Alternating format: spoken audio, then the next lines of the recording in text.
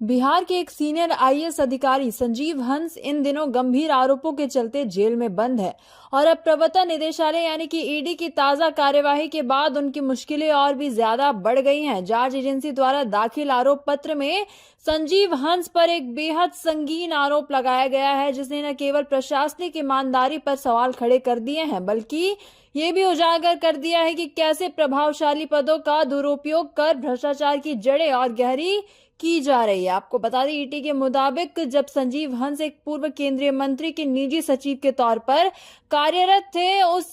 दौरान उन्होंने मुंबई की एक बड़ी रियल एस्टेट फर्म यानी कि आरएनए कॉर्प को उपभोक्ता अदालत यानी कि एनसीडीआरसी से मनचाहा फैसला दिलवाने के लिए 1 करोड़ रुपए की रिश्वत ली। ये रिश्वत सीधे तौर पर इस उद्देश्य से दी गई थी कि कंपनी के खिलाफ चल रही शिकायतों और गिरफ्तारी की संभावनाओं को रोका जा सके। यह बेहद गंभीर आरोप है क्योंकि इसमें न केवल कानूनी प्रक्रिया में हस्तक्षेप हुआ बल्कि उपभोक्ताओं के हितों के साथ भी खुला खिलवाड़ किया गया। आपको बता दें, जांच में यह भी सामने आया कि इस घूस के लेन देन में संजीव हंस के करीबी दोस्त विपुल बंसल ने मध्यस्थ्य और की भूमिका निभाई थी और इसी के साथ साथ बंसल, जो कि आरएनए कॉर्प से जुड़े हुए थे, उन्होंने कथित तौर पर इस रूप में संजीव हंस और कंपनी के प्रमोटर अनुभव अग्रवाल के बीच बैठक करवाई थी। आपको बता दें, ईडी के पास बंसल के बयान मौजूद है जिनमें उन्होंने खुद स्वीकार कर लिया है कि संजीव हंस ने कैसे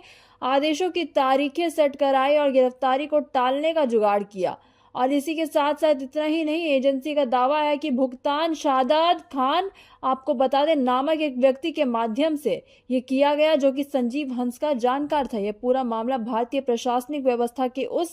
स्याह पक्ष को सामने लाता है जो अक्सर पर्दे के पीछे छिपा रहता है। अब एक वरिष्ठ अधिकारी अपने प्रभावशाली पद का इस्तेमाल आम नागरिकों के न्याय को तोड़ने मरोड़ने और बड़ी कंपनियों को राहत दिलाने में करता है, तो यह न केवल नैतिक पतन को दर्शाता है बल्कि व्यवस्था की बुनियाद को भी हिला देता है। ऐसे मामलों की निष्पक्ष और तेज जांच बेहद जरूरी है क्योंकि यह सिर्फ एक व्यक्ति की जिम्मेदारी का मामला नहीं होता बल्कि सिस्टम की साख का सवाल होता है। यह देखना दिलचस्प होगा कि आगे की जांच में क्या और नाम सामने आते हैं और क्या संजीव हंस के खिलाफ लगे आरोप न्यायिक रूप से सिद्ध हो पाते हैं या नहीं।